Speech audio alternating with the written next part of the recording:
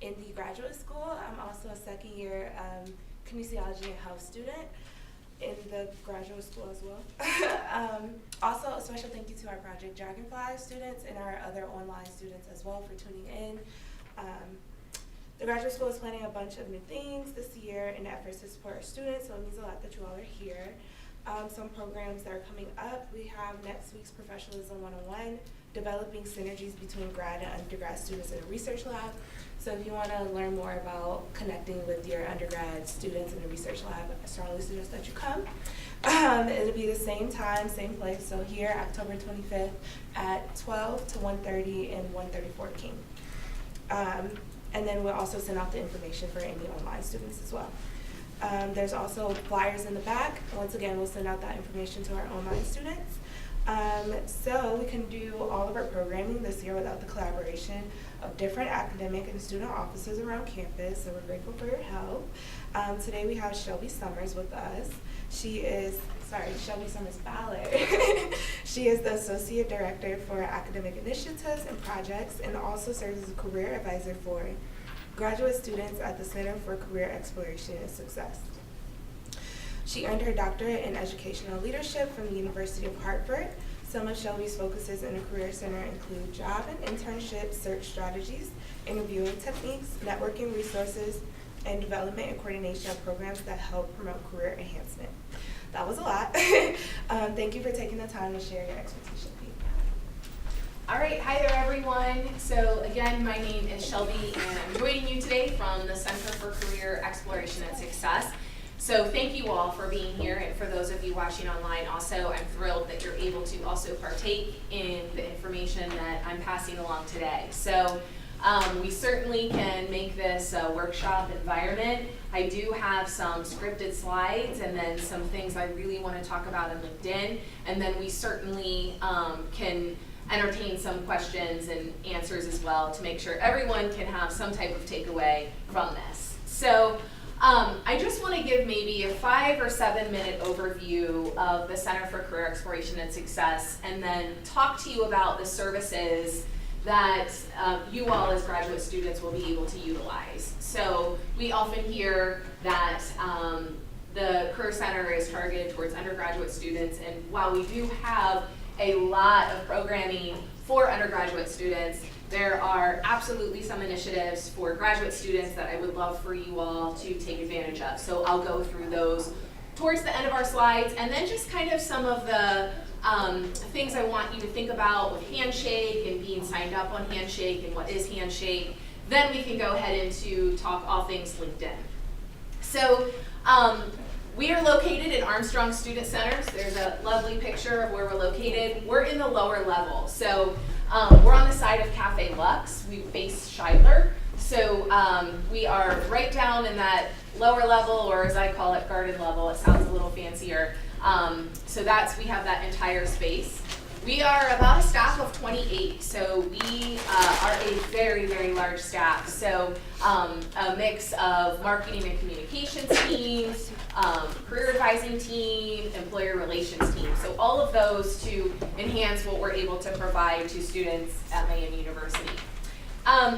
So essentially we can help you all with anything that falls under that career umbrella. So that can be anything from helping you think through your experiences and how to translate that onto a resume or a CV. We can help with graduate school applications. If you're a master's student, you're looking to apply to PhD, to get your PhD, we can help with that.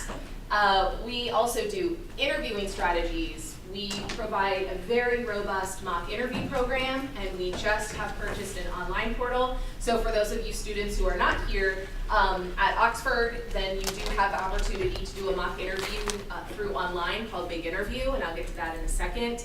So you can do in person or online. So anything with what that looks like as far as what types of questions should I prepare for a first interview, what types of questions should I prepare for a second interview, what are the differences between an academia interview and an industry interview. So we can kind of talk through all of those things, especially as it comes for graduate students. You and I would be having those conversations. And then hours of operation, we're Monday through Friday. We follow the university hours, so typically 8 to 5, 9 to 5. We do offer some extended hours as well during our high times, which are career fair times, where we'll offer extended drop-in hours for students to pop in and have a quick review of a resume or CV. So if you are not signed up for Handshake, I absolutely would encourage you to do so. This is so many things. This is our online portal, and this will, at the very basic, this will allow you to schedule career advising appointments with me. So 30-minute and 60 minutes are what I offer. Face-to-face, or for those of you who are not here, then phone call works just as fine. So you want to be able to access me, and it's going to be through Handshake for those appointments. So it's also a job searching strategy. So you should not have just one job search strategy. You should not just always go to Indeed.com or job search on LinkedIn. So Handshake, we have over 8,000 job postings, all that have been vetted through our employer relations team. And you're able to go into Handshake and filter jobs or internships based on what you're looking for. We do have graduate student postings as well. So again, while I would say this shouldn't be your only method for job searching, it should be a piece of it. This is also where you are going to schedule mock interviews, or the online portal, which is called Big Interview. That is how you're going to schedule appointments through that. And then this also is an opportunity for you to speak or communicate with employers. So employers are on our Handshake job portal because they're consistently posting jobs, but they're also reviewing students' resumes or CVs. So while, yes, you may be reaching out to a company to apply for, employers can also reach out to you if they see your resume or CV. So maybe think of it as a small piece of what LinkedIn is. So there's a bunch of opportunities to take advantage of within Handshake, but at the very least, at least set up your profile so that you can schedule career advising appointments. And so just miamioh.joinhandshake.com, and then you can log in with your Miami University single sign-on, and then you can go ahead and update your profile. You do not have to complete your profile to schedule a career appointment. So I'm not saying you have to upload your resume or CV. That's just another layer if you want to have a very robust Handshake profile. But if you just want to just put in your basic information that comes along with setting up your profile, that's fine. Then that will still allow you to schedule a career advising appointment. And so here's just another, you need to take a picture of that or whatever you need to do so that you can join us on Handshake. And then I get a lot of people who ask, what exactly do I need to do to upload Handshake? How does that work to upload my resume? So I've just done some screenshots here. Clicking on your name in the top right and then selecting documents. And then here's another screenshot of what this will look like where you can upload your resume or for some of you, your CV. Then you can upload some other documents, cover letters, transcripts, other documents, but really I would just say your resume or CV is sufficient enough. And then usually from there, if you see a job or internship that you want to apply for, then you would apply through that direct company on Handshake, and then that part will also allow you to upload your cover letters. Because you don't want to have a general cover letter posted on Handshake. You want to have one that is specific to a company you're applying for. So that's why I typically tell students, just go ahead and use that feature, but at the very least, the resume or CV.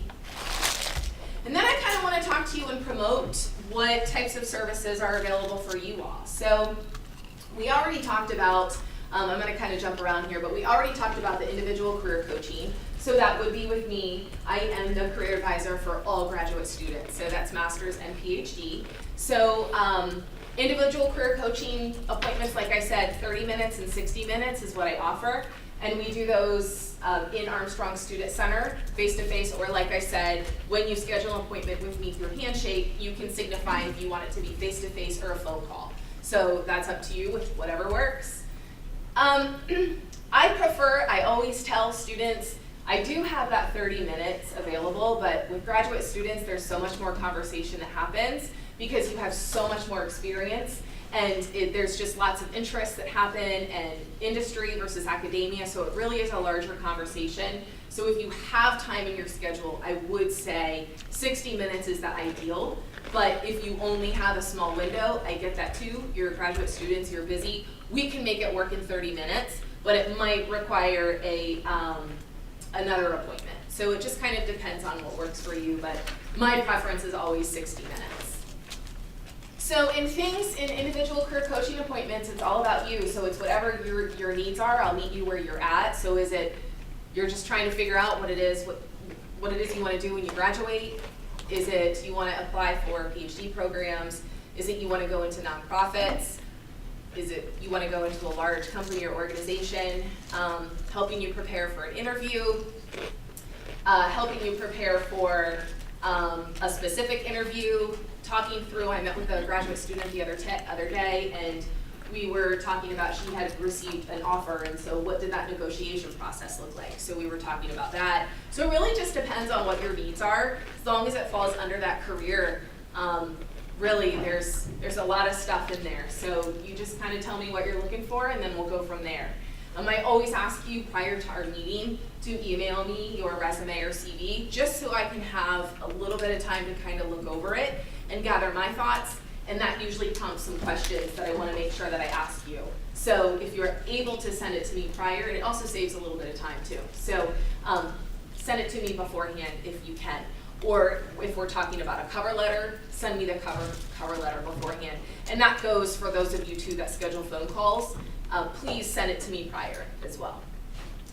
We also have, I talked a little bit about this at the beginning, but a very robust mock interview program where we have employers come in. We also have students, it depends on kind of when you schedule, but who offer a mock interview experience. So basically an opportunity for you for an hour to be sitting in one of our interview rooms with someone who is going to ask you those first level questions. So why are you interested in this position?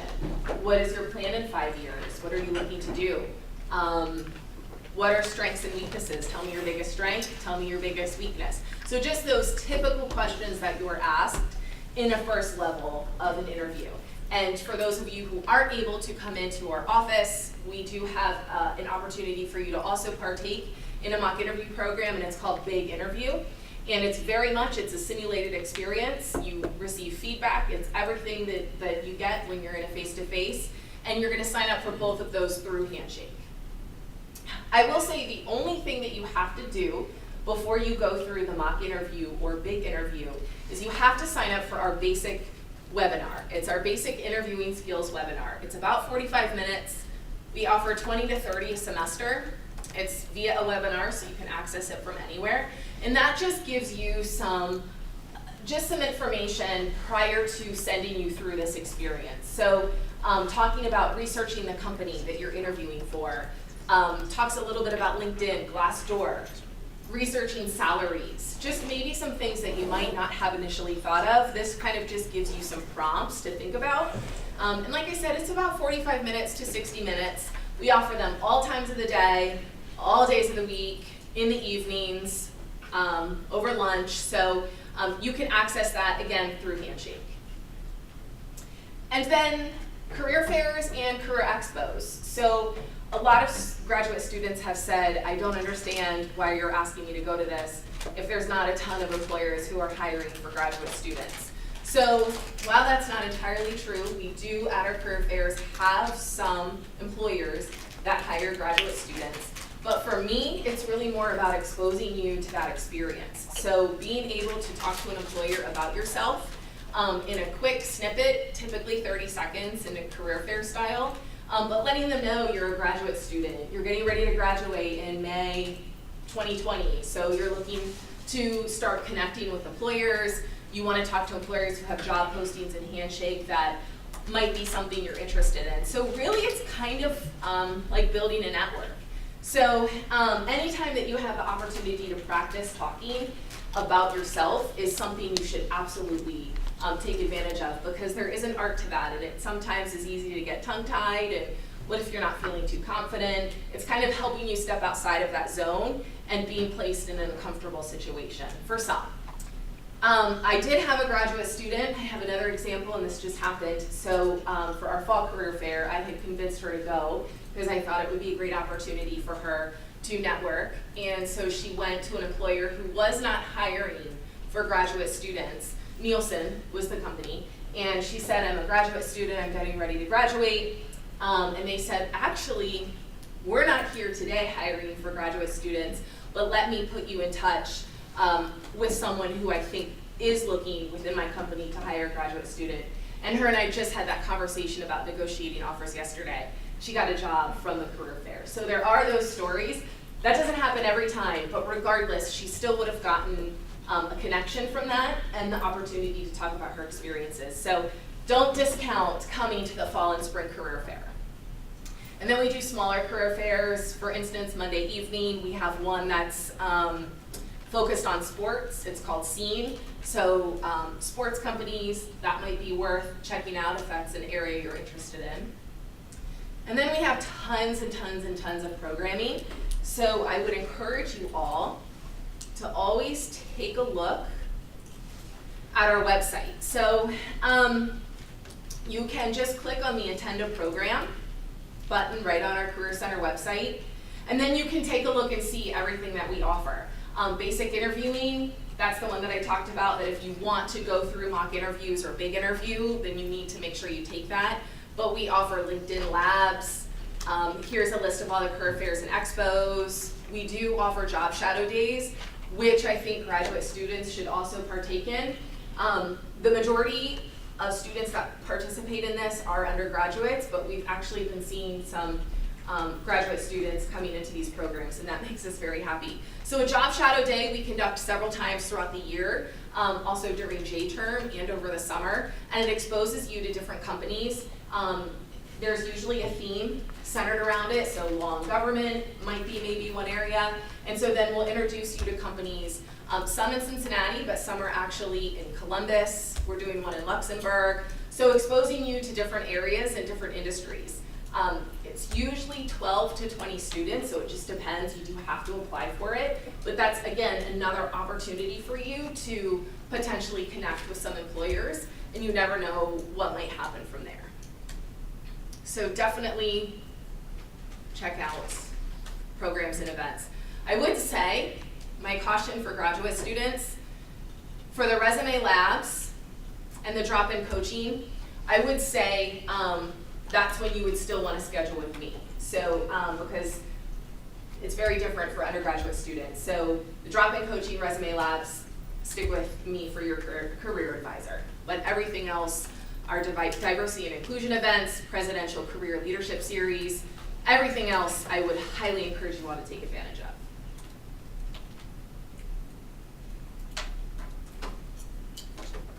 And then,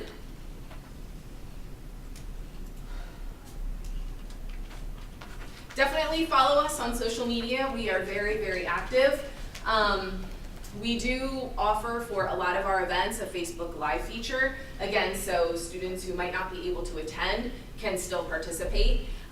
We hosted the Future of Work on Tuesday evening and in Armstrong Student Center, and we did that. The president came. It was an event that we co-sponsored with President Crawford, and we had employers and talking about the future of work, what are things that we need to be thinking about, and we had a Facebook live stream. So definitely follow us on probably, I would say, all of those, but definitely Facebook Live so that you're able to be tuned into the events even if you can't come.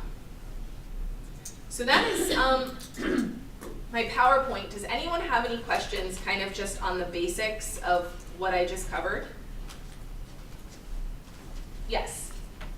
So each college has their own career coach. You are saying for graduate students, we should go to you rather than the specific career coach we have for that department. Yes, that's exactly right. So that's a great point. So kind of more of the structure of our office. So with each college, there are designated career coaches, but they are focused on undergraduate students. So in the past, graduate students had met with their career liaison through those specific colleges.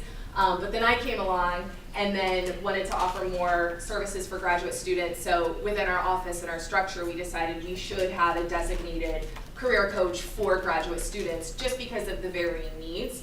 So that this has only been in effect for about a year. So not to say you can't meet with your designated career liaison within the college, you certainly can. But my guess is they might refer you to me anyway, so it just depends. So really any way would work, but I believe the way that it's set up on Handshake, once you hit a graduate student, it'll probably automatically just show my availability. So I don't even think you'll have access to the other career advisors. Any other questions? Yes? How many success stories do you have in helping international grad students finding a job? I meet with a lot of international graduate students. I don't have any success stories now because I haven't been in the graduate career advising role for long to where I can give you specific success stories. So I don't know that right now. Maybe that'll be the first one. Maybe, yes. Yes, let's get you started. Let's get you started. Let's be positive. Yes, absolutely. All right, so I guess I want to go ahead and jump into LinkedIn. And I want to, my focus today is to kind of go through why is LinkedIn important, why do we want to have it, and then talk about the structure of LinkedIn. And then hopefully there'll be enough time, and then I want to talk about how else you can use it for job searching strategies, and then what does that look like for that whole networking thing. What does that mean? So first, so this is my profile. If you all want to go ahead, if you're here or from watching online, if you want to have access to a computer and you want to pull up your LinkedIn profile, go ahead. We can make this a kind of work as you go workshop, and we can kind of talk through.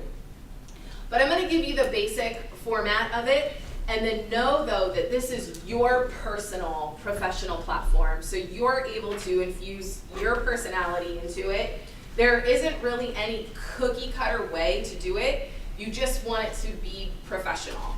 And then whatever that means, it also could adjust between industries. If you have more of a creative area, then you might have a more creative profile picture. Or you might have, I met with a graduate student in CCES who is a jewelry designer. And so we worked through her profile and her background, where mine is University of Louisville. Hers is a necklace that she designed. So you're able to really kind of, but it was still incredibly professional. I wish I could show it to you, and I don't think they're not connected yet. But you're able to kind of put in your own personality. I met with an English grad student the other day, and we worked through his profile, and his profile picture is of him in a pose of reading a book, because that's what worked, and it looks really good too. So don't think you have to have just this picture, that it doesn't show a good representation of you. So this is just my Miami University headshot. I would caution you to not have a selfie or one that doesn't show you in a professional light. Our office does offer free LinkedIn headshots as well. With a student photographer, she does a fantastic job. And that's done on a drop-in basis. So if you check our website for under the lab section where it said resume labs, or under the LinkedIn section, you'll see the times that she does the headshots. She emails them to you within 24 hours, and they are of high quality. So if you feel like you need to update yours, go ahead and take advantage of this, and like I said, it's free. So that's kind of the just really that very top portion. Backgrounds, it does come with just a general template through LinkedIn. It's like blue and it's got like white lines on it. There's nothing wrong with using that, but if you want to put in your University of Louisville is where I went to my undergraduate and grad school, so it's very important to me, so I wanted to showcase that. But some students will do the Cincinnati skyline. I had a student the other day, she's from St. Louis, and so she had the arch. So you really can do a lot with that. So feel free to kind of put a little bit of your personality or something that represents you, as long as you feel that it showcases professionalism. Then I'd say really anything goes, as long as it relates to you or your industry or something like that. So then kind of just looking right under the heading portion is your name, and then your title, and where you're from. So I get a lot of questions about this from students. So many students when you're in graduate school are graduate assistants or teaching assistants, or you just want to put a master's student in kinesiology and health. You want to showcase what you're currently doing. So perhaps it could be graduate student, kinesiology and health on the first line where you see my associate director title, and then underneath it you could also put teaching assistant, Miami University, Department of Kinesiology. So you just kind of want to showcase what your role is. I always tell students to put the location of where they currently are. So even if you're from, say, St. Louis, Missouri, it should match your education, unless for those of you, and I know we have Project Dragonfly students joining us, that while you are Miami University student, you might be located in Washington, D.C. And that's going to be showcased throughout your profile, hopefully in your narrative, a little bit more about your location and your program. So I would say that's kind of a caveat to that. But if you are a student here, I would say to showcase Oxford, Ohio, for the exception of, let's say, our Project Dragonfly students. Then that is different. And then this is where you go to the About section. And I have seen this vary. And think about maybe some of those things that you've written in a cover letter, that where you talk about maybe your time management or you're highly organized. That's the kind of stuff that can go in this section. So feel free to read mine. I'm going to show you some other examples. I just kind of talked a little bit about my path, some of my key skills. I have a quote because I like quotes, so you can put a quote in. But then I talk about my career path. So maybe for some of you who are getting ready to graduate, you might want to talk about how I'm a second-year graduate student in the kinesiology and health program. I'm getting ready to graduate in May 2020. I am starting my job search. I'm interested in areas such as corporate health or scientific research in MedPace. Like, start to kind of list specifically what it is that you're looking for if you're about to amp up or doing your job search. This is a perfect opportunity to put it in the About section. So maybe have that first section, a couple sentences, and then maybe you can talk a little bit about maybe your research interests or some of your passions or what you see yourself doing. Maybe put in a quote that maybe sums you up. You can really be creative with this. And I would encourage you all to just take a look at some of the LinkedIn profiles. I'm going to show you the Miami University Network on LinkedIn, and you can just start to kind of create your profile from looking at others. There's nothing wrong with doing that. So, mine's kind of long. If yours is a paragraph, there's nothing wrong with that either. So do what works for you, and think of it as a working document that as you continue to get additional experiences, you're going to want to kind of start to change it.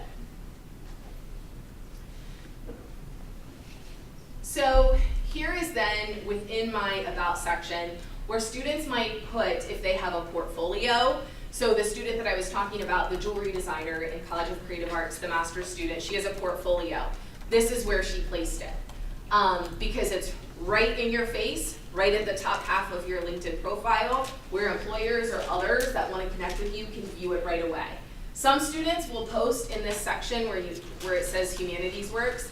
Some students will post their resume or CV, and I always caution people to not do that because this isn't, you already have a resume or a CV, and you want your LinkedIn profile to model that, but you want it to be different.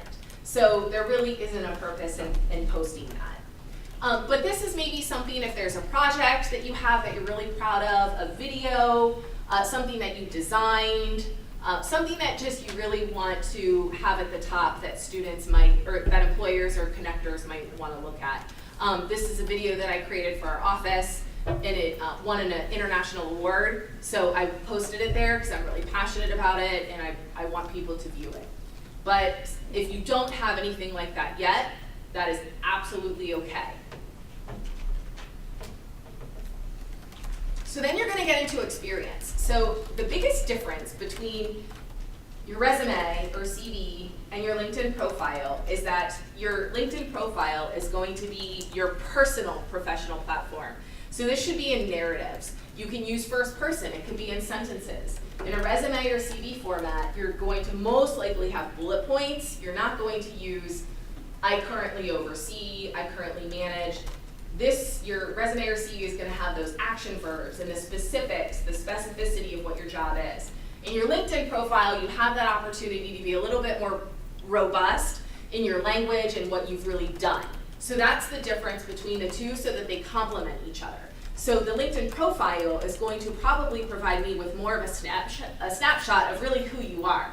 So from the companies that we've met with in the Career Center, because we have tons of employers coming into our office regularly, that's something that we're always asking them when we're meeting with them.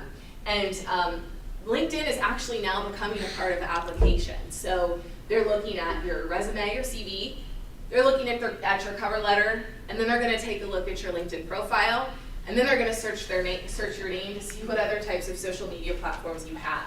So it's becoming so now a part of that process that now you're actually putting your LinkedIn profile link on your resume, not so much on your CV. So know that this is something that is being viewed. So here you'll see, with experience, that you're gonna see that I have sentences, and I have first person, I co-lead, I provide. So that is okay. You do not want to have bullet points because you already have those on your resume or CV. So take it a little bit longer, take those bullet points and expand on them, and really showcase that amazing work that you do more in a sentence format. I also really like LinkedIn because once you upload that information into it, it'll show the logo, and I just think it looks really neat. So all of the places that you've been, it'll put in a logo. So mine are all within academia, but some people have worked at companies or organizations. It just looks really neat. So I would encourage you all to absolutely complete your profile in full. So here you can just see, I have more for my current role, and then I have less for my previous roles. And then you'll get to the education section. So again, you all should have that you're currently a student. So you don't need to, you should have your undergraduate, and then if you're currently a master's student, that should be on there, or if you're a PhD student, that should also be on there. If you completed a honors thesis in your bachelor's degree, you should list what that is. Or if you were in activities, societies, you should list that. If you did a thesis for your master's, I don't have mine on there, you should list that. Or if you're a PhD student and you have your working title of your dissertation, here I did do it for my dissertation, then you can put your title. So don't be afraid to showcase what you did as undergraduate or a graduate student. Absolutely list that in the education section. And then here is where you can really show additional projects, honors and awards, professional associations that you're involved in. If you speak different languages, there's a language section that you can add on there. And that's just going to be through Add Profile section. And then you will see there's tons of different things. License and certifications. Many of you have certifications. Volunteer experience, if you are really passionate about some specific organizations and you want to showcase that, you should put that in the volunteer section.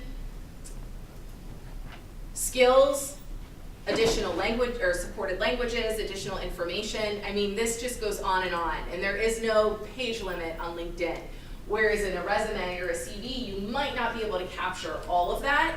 You can capture all of that within your LinkedIn profile, and you absolutely should. So this really is something, the purpose, I probably should have started with this, but the purpose of your LinkedIn profile is you're really just establishing your personal and professional brand.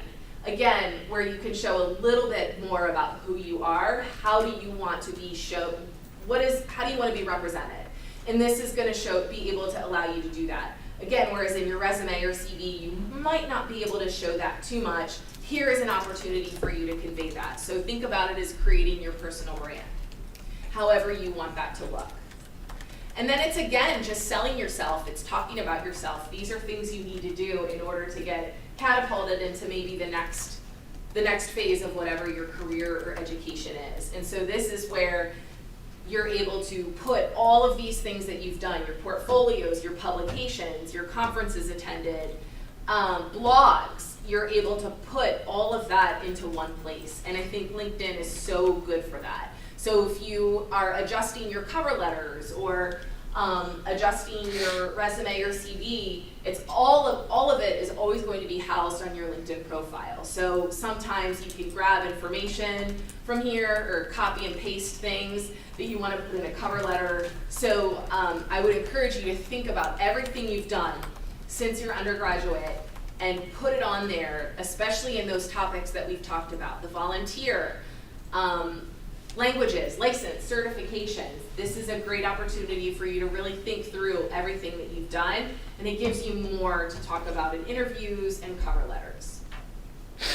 So now I want to get into, now that we've gone through that, I want to get into of how else can you use LinkedIn and how can you really leverage it for job searching. So my absolute favorite way to show students, and you all can join me, is to go to Miami University and then make sure that you're following Miami University. And then you're able to go into the alumni tab.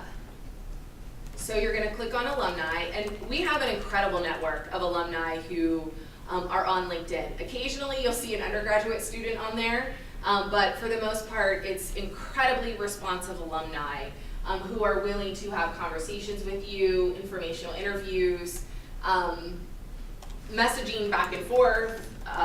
This is just a great place to start. And I think it's also good to start if you're still a little hesitant about this whole networking thing, that you just don't feel comfortable to go to conferences and say, hi, my name's Shelby, I'm from Miami University, I see you're from UConn, I'd love to chat, or whatever it is, or going up to a career fair and being able to articulate your experiences. This, I think, is just a great way to do that if you're a little hesitant about that, but it's also something, if you're not uncomfortable with those things, you should add this into your toolbox to consistently do, to connect with people, especially from Miami University, because that whole alumni university, or the whole alumni network, is incredibly powerful. So what I like about it is you're able to really filter down on what you want to do, and areas, organizations, locations. So let's just do one together. So 150,000 alumni, that's too much to go through. That's a lot and can be incredibly overwhelming. So you want to use your key features. So think like Indeed.com when you're searching, you have to kind of filter through what exactly it is that you want to show up. So I always filter by location. So I'll ask a student when we're doing this, where's your ideal area? Some of them are open to anywhere, so then we don't complete this. But some might say, I'd really like to go back to the Chicago area. Great. So we'll click on Chicago. So then we'll go through the different filters. I'll ask the student, do you have a specific area or industry company you want to work in? So you'll see tons of companies here. And they might say, no, I'm kind of open to that. So then we'll take a look at the other filters, what they do, so you can break it down by that, or what they study. So let's just say the student says, Greater Chicago area and education. So that yielded 1,000 alumni. That's not bad. I would probably say to do one more filter, because that's still a lot. So who said education? Give me a specific keyword. Educational leadership, or maybe teaching at the academy level. Faculty? Yeah, Do you want to, let's put faculty. Okay. 102 alumni, so that's great. That's good for you to start to go through. So then here's where you get to what we call the mining part of this. So you're going to just mine through and see what is appealing. So, let's see. Let's look through this. So faculty might have been a little broad.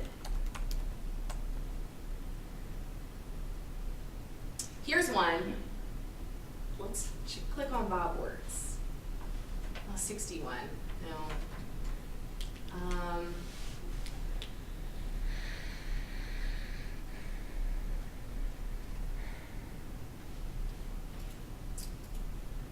Let's get rid of faculty. Oops. Oh, geez, sorry. Chicago.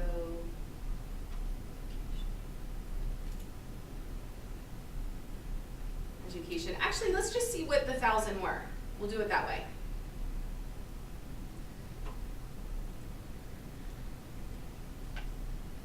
Here's maybe, it's easy to get lost in this. It is very easy. So let's just say,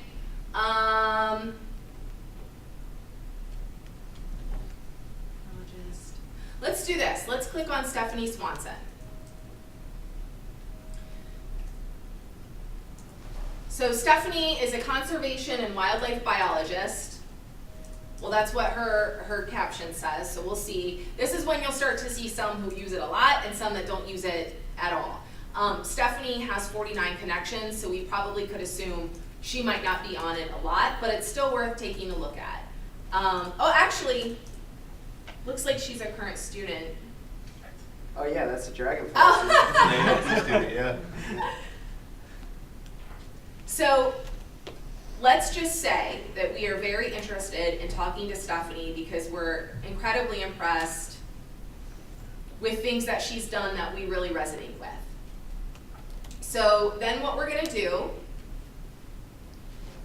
and this is the powerful part of LinkedIn, is we're going to connect with Stephanie and we're going to send her a note. That is what I think a lot of students miss, is when they want to connect with someone, they just connect with them and they don't add a note. Well, why did you want to connect with that person? You're missing that whole opportunity to network. So this is the part where you're really going to make the most of what you put into this. So let's just say, and I'm not going to type this because I'm a slow typer, you have 300 characters to tell Stephanie why you want to talk to her and who you are.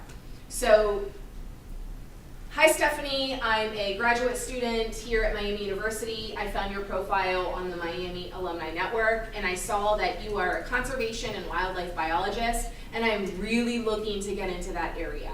I was hoping you might have a few minutes to chat with me, whether it's through email or phone, so that we can maybe talk about this area, and I would love any type of information you could pass on to me as I begin my job search. So that would be, and that's probably more than 300 characters, so you'll have to play around with those words. But that's what you want to tell Stephanie what it is that you are looking for. Because if you're just connecting with her, she might not even accept your connection because she's like, well, why is this person connecting with me? I don't even know who they are. I have done that when people just miscellaneously connect with them. I'm like, I have no idea.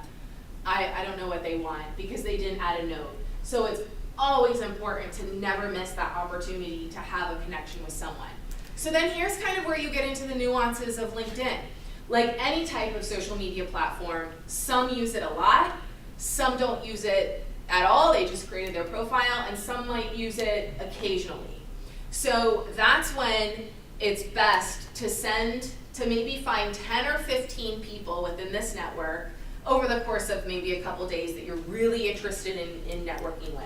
Send that message to 10 or 15 of those people, and actually what you can do is before you send the invitation, you can actually highlight it and copy it. And then you can put it into another invitation and just adjust it a little bit. That saves a ton of time, that's what I do. So I would absolutely recommend doing that so you're not crafting 15 different messages. So you're gonna send that invitation to Stephanie. She's gonna be notified that you connected with her and you sent a note. And again, depending on her usage levels, and if she is able to talk to you or if she has the time within her schedule, we also have to consider that. People are busy. She'll probably message you back. And then she might say, absolutely, Shelby, I would love to chat with you. here's my email address, email me this way. That's happened to me. Or absolutely, here's my email address, and then usually from there they might say, let's just chat, here's my phone number. It just kind of depends. So this is, I think, one of the best ways to start building your network, and that's a piece of LinkedIn, is you're building your network. You are connecting with people who have something that you're interested in and want to know more about. And this is just you basically being at a conference, just at distance, where you're still taking an opportunity to learn from others. In this case, you're learning from others' profiles, and then you're actually having a conversation because you like what you saw at the conference, or you liked what you saw on the profile, and you want to take it a step further and network. So I think a lot of people miss the boat on that whole connection piece. And you're able to filter this in different ways, however you want. So I highly recommend playing around with that and seeing where that might get you. Then I think the other thing that LinkedIn is incredibly helpful for, aside from the networking, is the job search. So you will see here at the very top bar, you'll see a little briefcase. So you'll hit jobs. And this is where you can go ahead and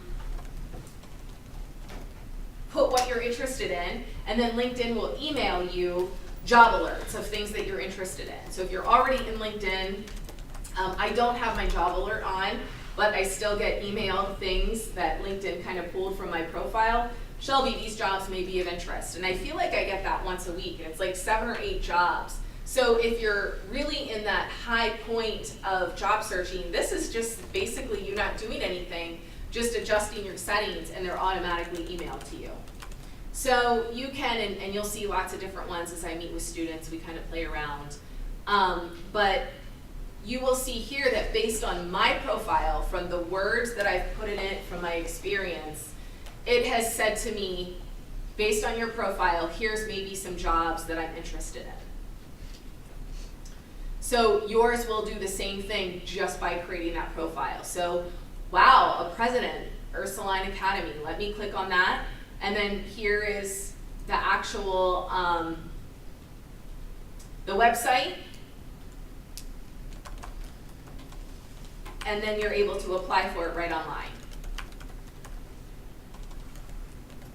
And then this is the job description. So just essentially by creating your profile, it's going to automatically help you in your job search. So, but you have to create it fully in order for this to send you jobs that are specifically maybe what you're interested in. But then you can also just do general searches. So again, you could do, I meet with a lot of students who are interested in nonprofit.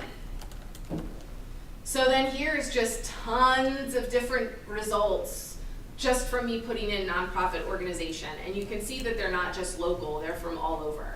California, Chicago, Illinois,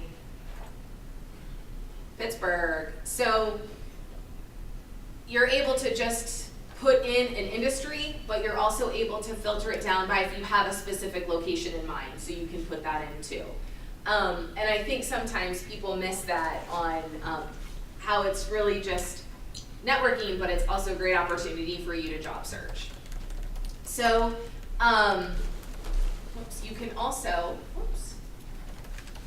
click on career interests once you're in your profile, and then you're able to put an alert on to let recruiters know that you're job searching, so that you're open to hearing from them. So I've had many students who turn this alert on, and then recruiters will contact them because there's a software that they run and they're looking for keywords. They have a specific algorithm, and your profile might pop up and they'll message you and say, I would encourage you to please apply for this job.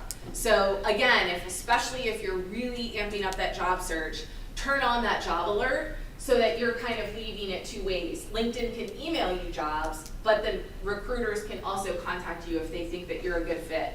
It's not always going to be ideal positions, that's kind of the thing.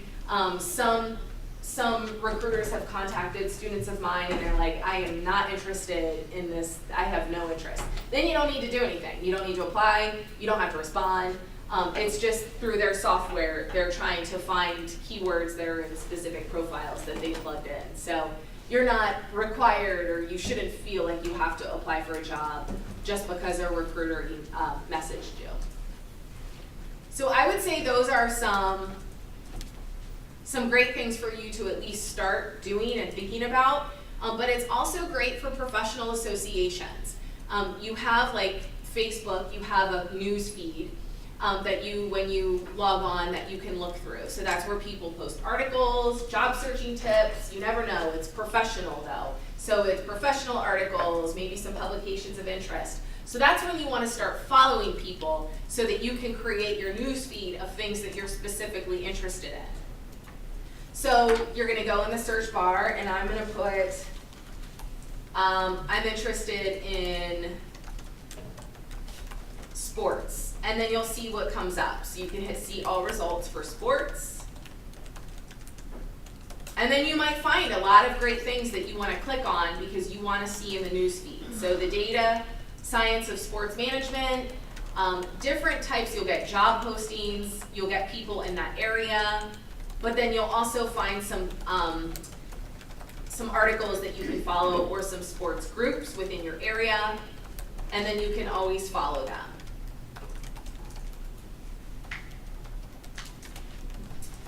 For me, I could put in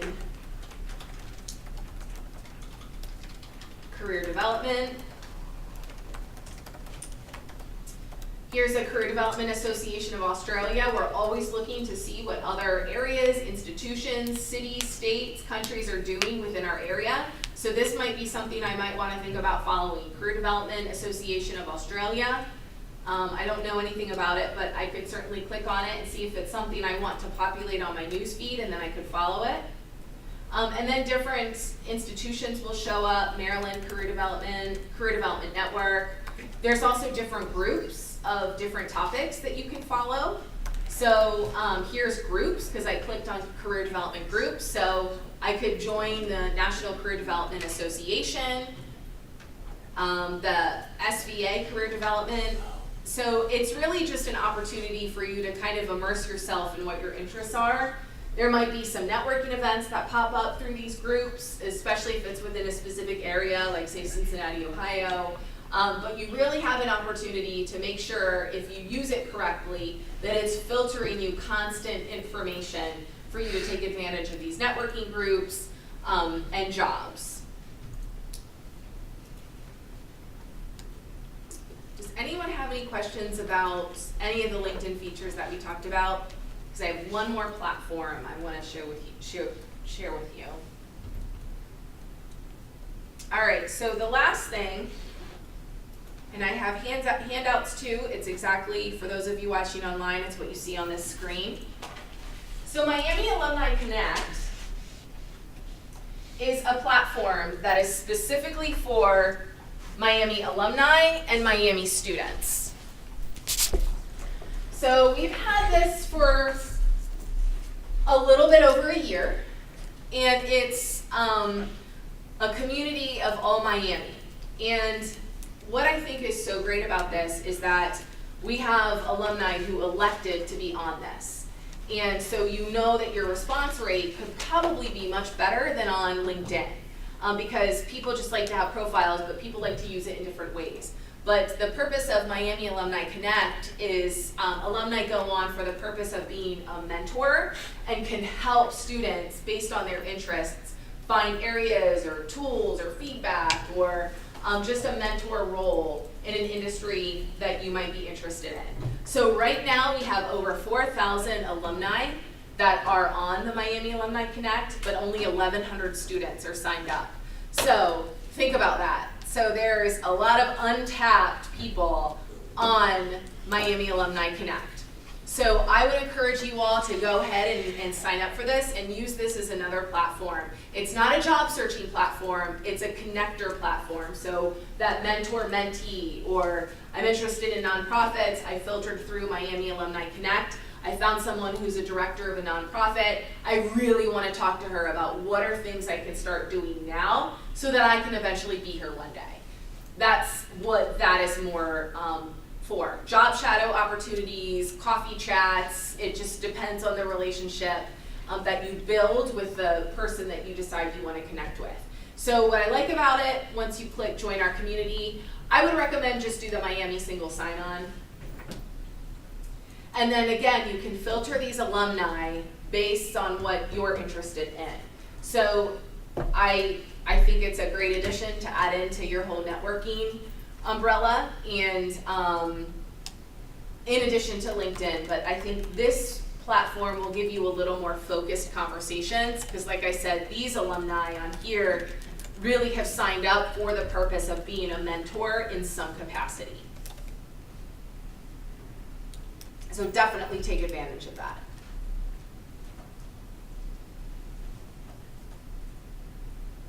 I think that's all I've got. So any questions?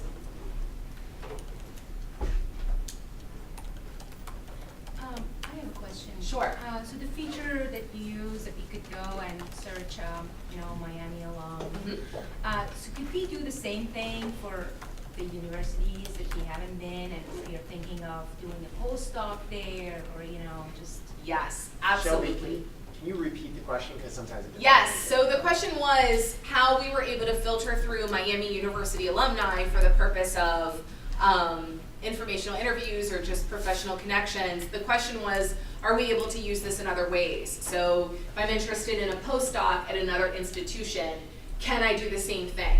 Yes. So I would say probably the best way to do that, so obviously if you're not looking to be a postdoc at Miami, let's just say you're looking to go elsewhere, you would probably just want to use the general search bar. So can you give me an example? For example, I'm looking at University of Toronto. Okay.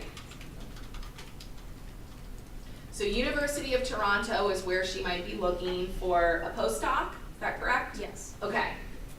So then let's just see what might,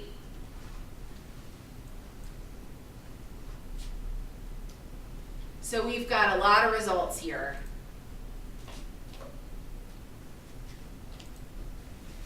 PhD candidate.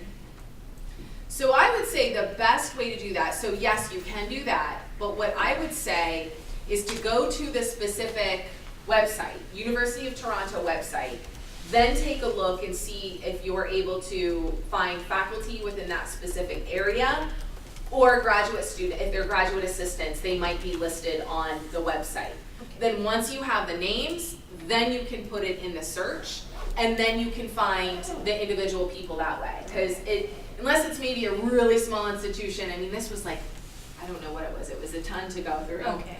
So that would be my recommendation. Go to the website, try to comb through and find some names within that specific department or departments, and then look them up on LinkedIn, and then contact them that way. Okay, makes sense. Thank you. Sure. This is also great if you have a job interview coming up and they've given you some names of people, they've sent you an agenda, and so you know that you're meeting with very specific people within the organization. This is a great time for you to go ahead and check out their profiles, look at their experiences, see what they've done. I've met with some students where I feel like that's stalking. I feel like that's inappropriate. They're gonna see that I viewed their profile. And what I say is, that's the whole purpose of this platform, of the professional platform. You should try to kind of think away from the thought of, they're gonna just think I'm stalking them, to they're gonna see that I'm interested or that I was curious about their profile, I took a look at them, and maybe I didn't connect, but that's why we have those profiles in the public view, for people to take a look at whatever it was that was of interest. So when you have an upcoming interview and you know names, you should absolutely look them up on LinkedIn.